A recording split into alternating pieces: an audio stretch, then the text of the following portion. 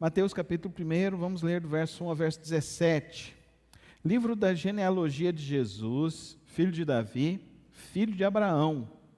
Abraão gerou Isaque, Isaque gerou Jacó. Jacó gerou Judá e os seus irmãos.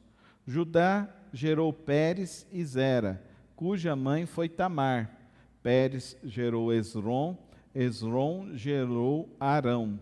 Arão gerou Aminadab, Aminadab gerou Naasson, Naasson gerou Salmão, Salmão gerou Boaz, cuja mãe foi Raabe. Boaz gerou Obed, cuja mãe foi Rute, e Obed gerou Jessé. Jessé gerou o rei Davi. O rei Davi gerou Salomão, cuja mãe foi aquela que tinha sido mulher de Urias. Salomão gerou Roboão. Roboão gerou Abias. Abias gerou Asa. Asa gerou Josafá. Josafá gerou Jorão. Jorão gerou Uzias. Uzias gerou Jotão. Jotão gerou Acás. Acás gerou Ezequias. Ezequias gerou Manassés. Manassés gerou Amon. Amon gerou Josias. Josias gerou Jeconias e os seus irmãos no tempo do exílio na Babilônia. Depois do exílio da Babilônia, Jeconias gerou Salatiel. E Salatiel gerou Zorobabel. Zorobabel gerou Abiúde. Abiúde gerou Eliaquim. Eliaquim gerou Azor. Azor gerou Sadoc. Sadoc gerou Aquim. Aquim gerou Eliúde. Eliúde gerou Eleazar. Eleazar gerou Matã. Matã gerou Jacó. E Jacó gerou José, marido de Maria, da qual nasceu Jesus, que se chama o Cristo. Assim, todas as gerações, desde Abraão até Davi, são 14.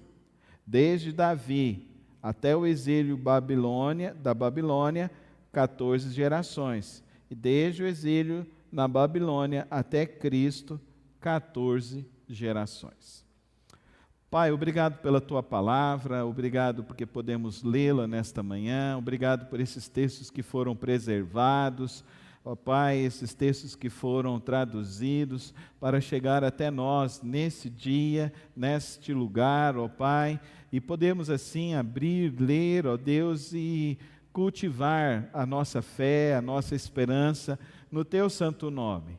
Rogo, ó Deus, que o Teu Santo Espírito esteja sobre nós, ó Deus, primeiramente sobre minha vida, para anunciar somente o Teu propósito e o Teu querer, e sobre nossas vidas, ó Deus, que nossos corações, nossas mentes estejam voltadas e interessadas a compreender o Teu plano, a Tua vontade, para aplicarmos no nosso dia a dia, no nosso viver, em nome de Cristo Jesus.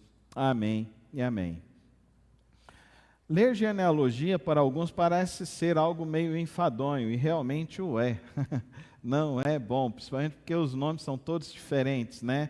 Você está grávida aí, já tem uma boa lista de nomes para colocar aqui. Recomendaria Jeconias. Jeconias é um nome interessante para filho no pleno século 21, né, irmãos?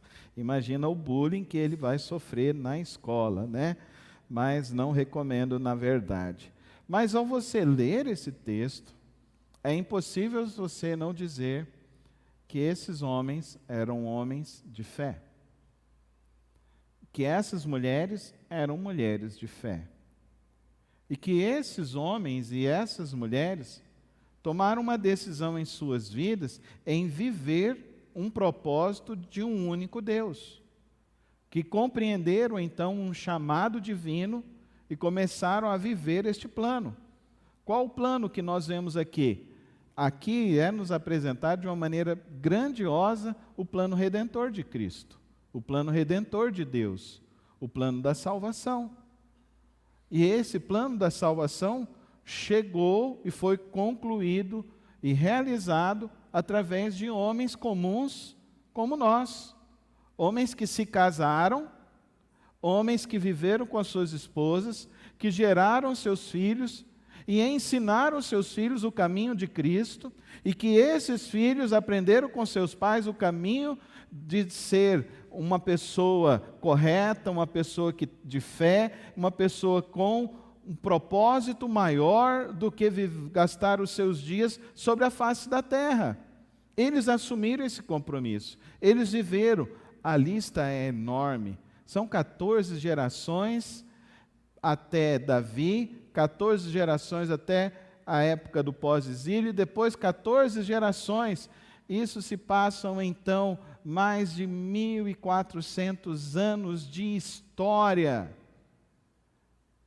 Mas que esses 1.400 anos de história foi reescrita pela mão de Deus? Sim, mas foi escrita por homens e mulheres de fé que assumiram um compromisso de viverem para o propósito de Deus.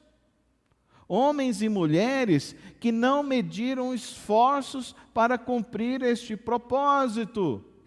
Homens e mulheres que passaram dificuldades, tiveram lutas em suas vidas, foram perseguidos, mas que não esmoreceram, não desistiram no meio do caminho. A leitura revela para mim que Deus usou pessoas comuns, no seu contexto comum de vida, mas que essas pessoas pegaram uma vida comum e transformaram numa vida extraordinária. Amém? Quantos aqui querem pegar a sua vida comum e transformar no extraordinário? É esse o propósito desse texto. Eu e você entendermos isso. Deus quer pegar a nossa vida comum, as nossas batalhas diárias, para que a gente viva um plano maior, um propósito maior, um desafio maior. Como eu disse semana passada, Mateus então está escrevendo esse texto por volta de 50 depois de Cristo, no contexto aonde ele está escrevendo diretamente para o povo judeu.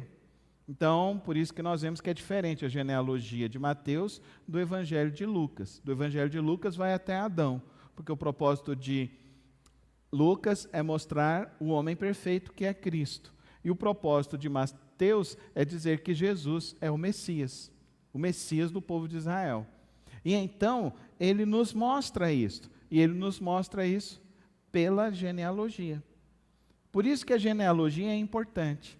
A genealogia nos mostra que Jesus está inserido dentro da história humana. Que Deus, ele se manifesta dentro da história humana. E ele se manifesta dentro da história humana por meio de homens e mulheres de fé. Amém?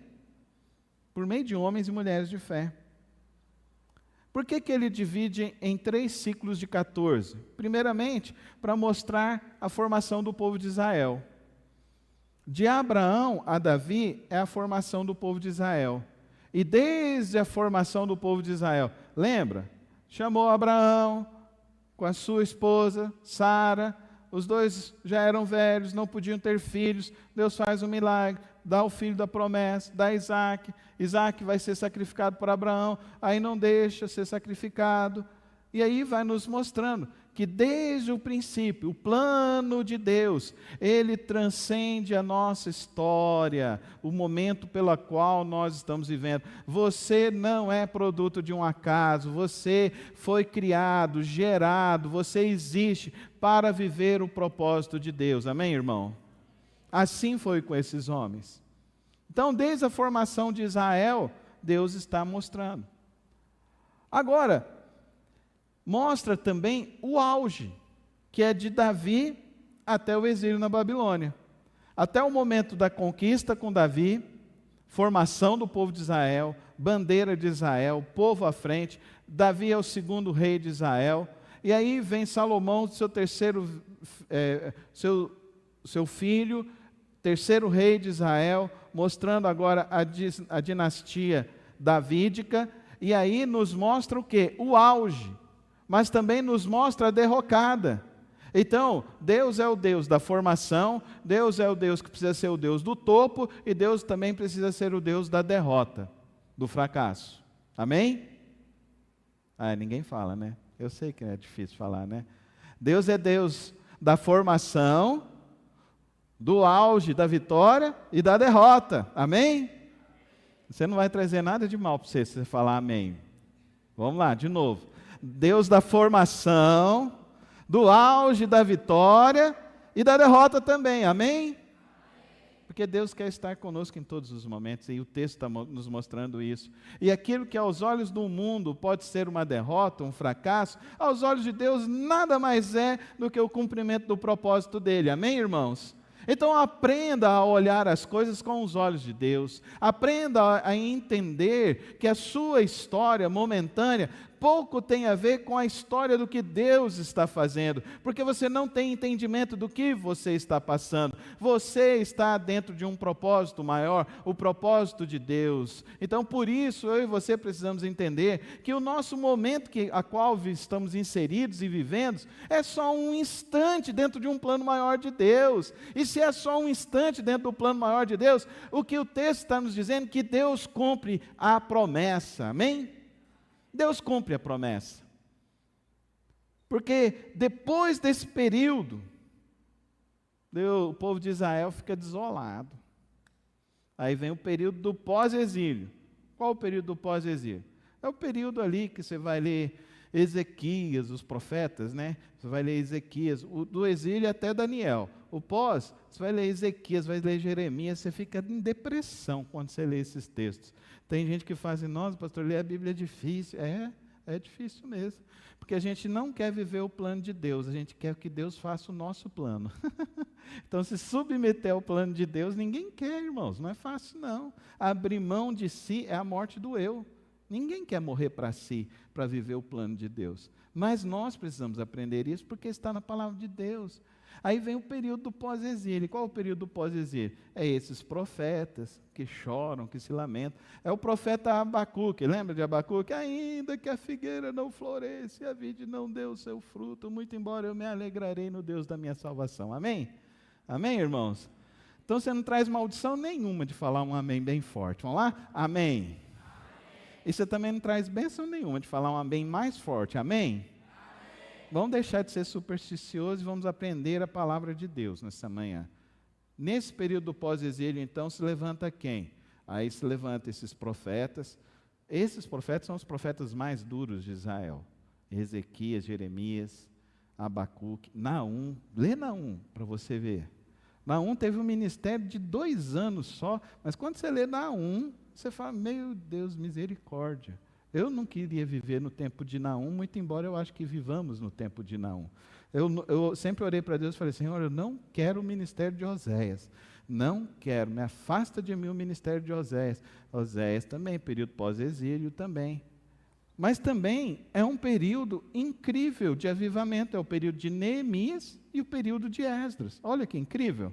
Que mesmo no meio do período pós-exílio, no período da dor do povo de Israel, Deus levanta pessoas.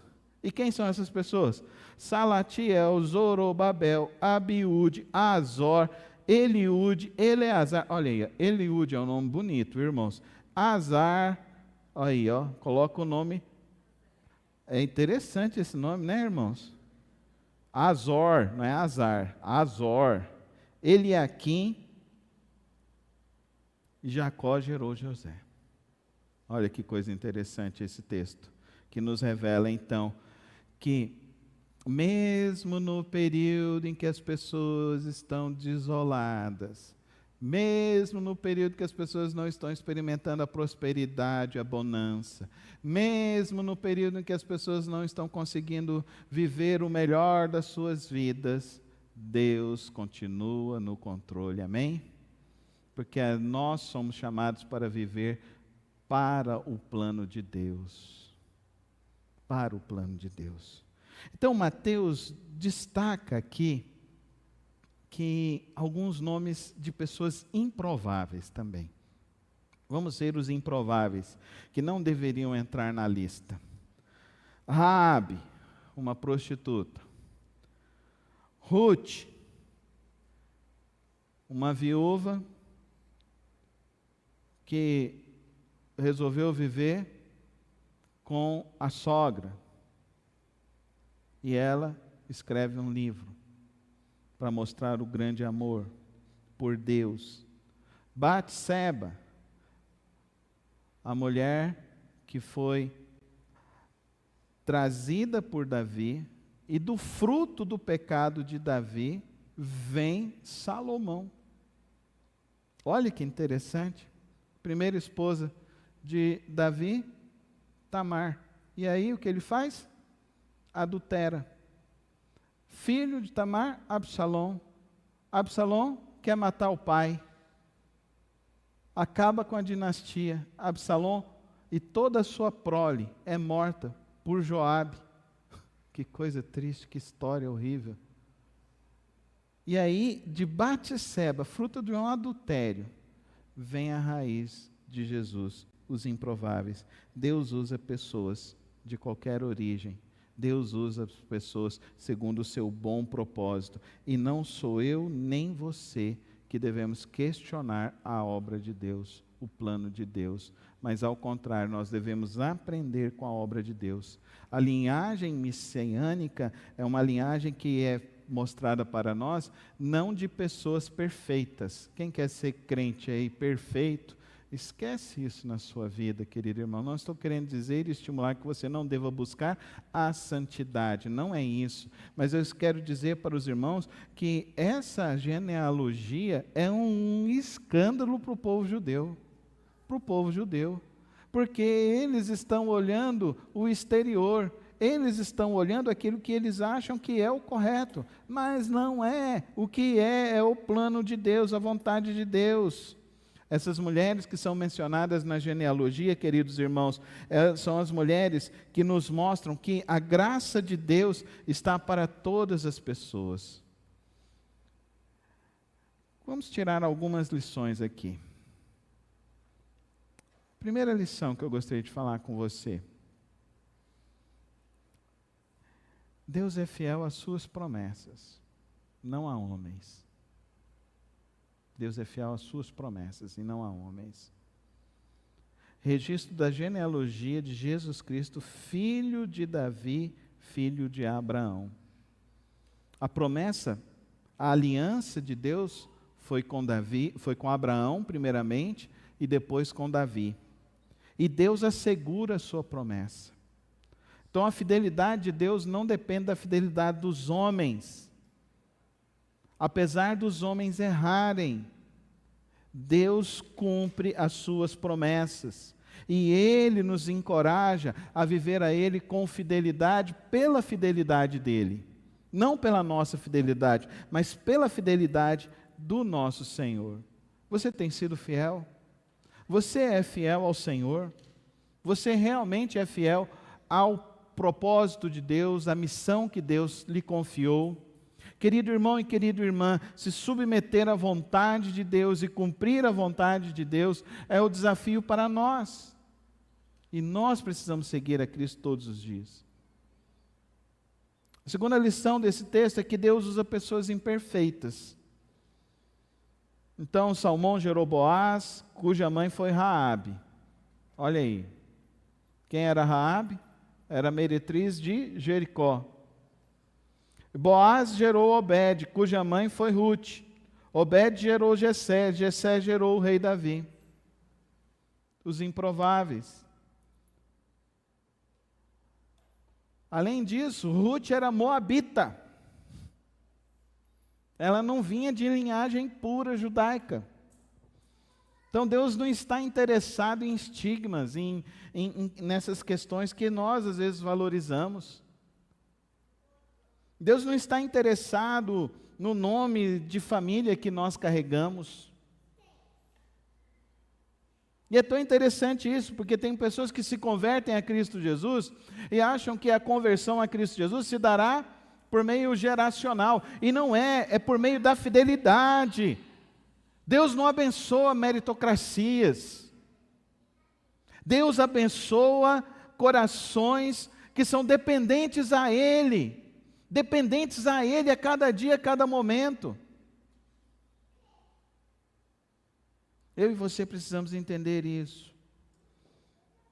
viver o plano de Deus, andar no plano de Deus, independentemente do passado, independentemente do que nós vivemos, independentemente do que nós passamos. Raabe tomou a decisão de defender o povo de Israel, a custo de sua própria vida. A moabita decidiu defender o povo de Israel, a custo de sua própria vida, diante de um rei. Quantas vezes nós negamos? Quantas vezes nós negamos Jesus? Quantas vezes nós negamos a Deus? Quantas vezes nós nos omitimos? Quantas vezes nós nos escondemos? Quantas vezes nós deixamos de dar prioridade a dar o testemunho da nossa fé, a dar o testemunho do nosso amor a Cristo Jesus? Quantas vezes nós estamos criando balcões de negócios no nosso relacionamento com Deus, sendo que Deus deseja de nós fidelidade? Fidelidade. Terceira lição: Deus opera além das crises. Josias gerou Jeconias e seus irmãos no tempo do exílio na Babilônia. Queridos, eles foram escravizados por Nabucodonosor, por Ciro. Nabucodonosor foi pior, um louco, um devasso. Criou uma fornalha para queimar pessoas.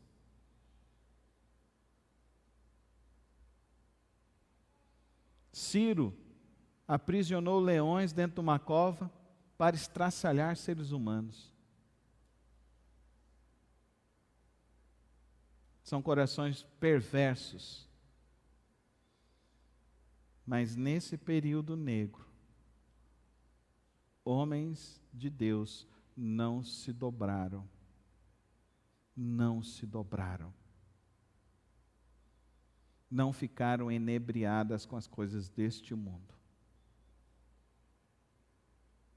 Temos a história clássica e maravilhosa dos amigos de Daniel, Sadraque, Mesaque e Abidnego, que vão para dentro da fornalha e não são queimados.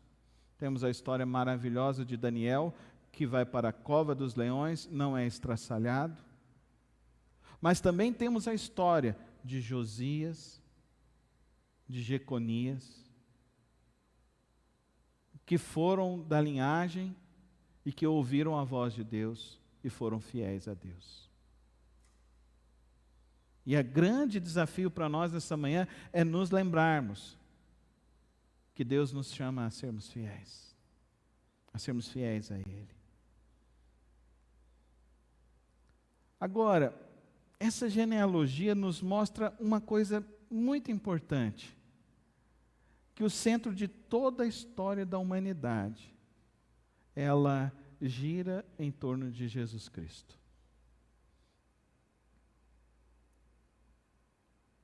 E é tão interessante isso, que até hoje, qualquer coisa que acontece em Israel, todos os jornais noticiam.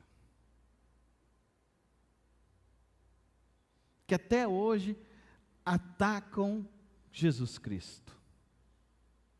Essa genealogia, ela vai para o povo judeu para mostrar Jesus é o centro, é a promessa e o cumprimento da promessa. Mas para mim e para você, ela deve servir. Deus é o dono da história. Amém? Fala comigo, Deus é o dono da história. E a história não foge do controle de Deus. A história não foge do controle de Deus. Ele continua no trono de toda a história humana. Toda a história de Israel aponta para Cristo. Gênesis 12, 2. De ti sairá, e você será uma bênção, e uma bênção para todas as nações. A promessa de novo é afirmada a Davi, em 1 de Samuel. E o teu reino será eterno e para sempre. E Jesus diz que ele veio para salvar e resgatar o que estava perdido, para que todos tenham a vida eterna. Cristo é o centro de toda a história da humanidade. Cristo é o centro, tudo aponta para Ele, tudo é para Ele. E nesses últimos dias, nós estamos compreendendo que o propósito da redenção se cumprirá. O propósito de Deus se cumprirá. O propósito de Deus será a cada dia mostrado, revelado, para que cada joelho se dobre ao nome de Cristo Jesus. E eu gostaria então de te fazer 3 perguntas neste momento. A primeira delas, pelo que você está vivendo, meu querido irmão, minha querida irmã? Pelo que você está vivendo? A quem você está sendo fiel na sua vida?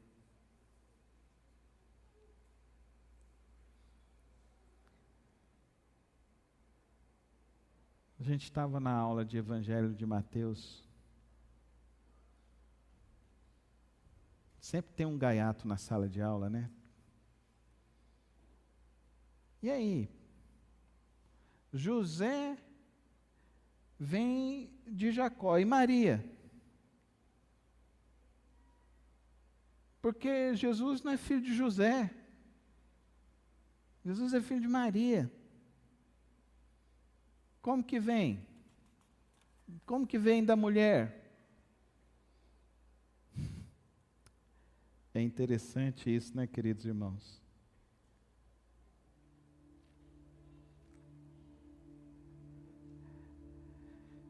Eles faziam parte da mesma tribo, a tribo de Judá.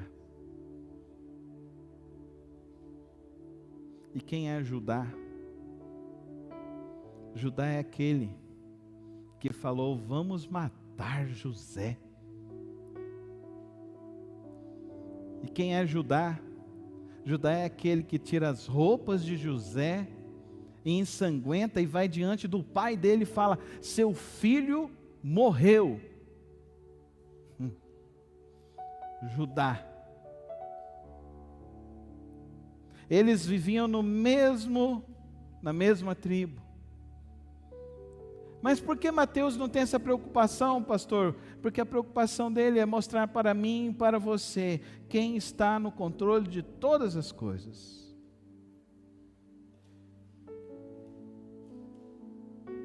Daí o gaiato pergunta lá na sala de aula: mas professor, não dá para convencer isso não. O professor olhou e falou para ele assim: o evangelho não é para te convencer. O evangelho, ninguém vem para Jesus por convencimento. O evangelho é para te mostrar quem está no controle e você se render a quem controla tudo e toda a história.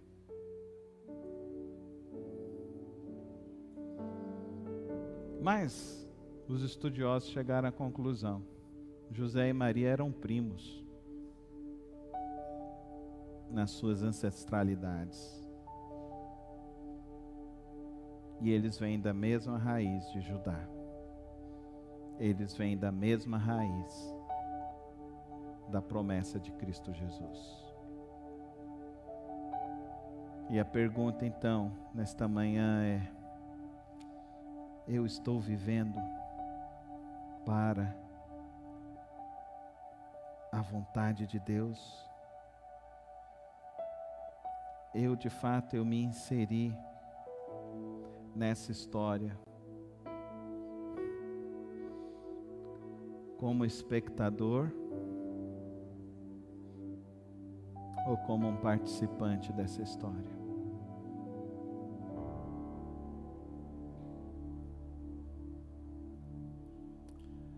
no ano de 1948. Uma missionária de 18 anos, de 22 anos, entra num quartel na divisa do Brasil com o Paraguai e leva alguns evangelhos de João. E ela pede autorização e não sabe por que ela conseguiu entrar, e ela fala com aqueles recrutas, e no meio daqueles recrutas tinha um homem, Beltrán Fernandes, o nome de guerra Fernandes. E ali ele entrega a sua vida a Jesus. Porque a missionária Anna Wolleman, 6 anos antes, na sua igreja, tinha entendido que ela não poderia ser espectadora no reino de Deus, mas ela tinha que ser participante no reino de Deus. Ela entendeu que existe uma história que está acontecendo e que ela queria participar dessa história. Foi assim que chegou o evangelho à minha casa. Meu pai se converteu, minha avó se converteu, meu avô se converteu, meu tio se converteu, meus primos, que eu só fui conhecê-los, eles em 2016 se converteram, porque o meu pai saiu de lá com aquele evangelho e começou a pregar. Aquela missionária, ela fundou um seminário em Dourados, Mato Grosso do Sul. Ela estabeleceu a primeira igreja batista de Dourados. Ela voltava para os Estados Unidos, ia lá, levantava recursos e vinha e investia no Brasil. Porque ela não quis ser espectadora no reino de Deus. Ela não sabia tocar, falava que ela não tinha muitos talentos, mas ela tinha fé no Deus que está construindo a história da salvação neste mundo. E você? O que vão contar da sua história, da sua vida? Que você estava à toa na vida, vendo a banda passar, que você estava envolvido com as coisas deste mundo, que você estava distante de Deus, que você estava vivendo no pecado, ou vão contar que você abriu mão de todas as coisas para viver para o Rei da Glória, para o Senhor dos Senhores, o Rei dos Reis, que você decidiu seguir Jesus, que você decidiu ser um improvável, que você decidiu ser um atuante, um servo no reino de Cristo Jesus. O verdadeiro evangelho é o evangelho que é compartilhado e não um evangelho que é guardado. O verdadeiro evangelho quer produzir discípulos, multiplicadores de fé e não destruidores da fé. A genealogia de Jesus nos conta que Deus usou homens e mulheres, pessoas comuns, para fazer o maior plano desse mundo. E eu quero te dizer uma coisa: deu certo. Amém?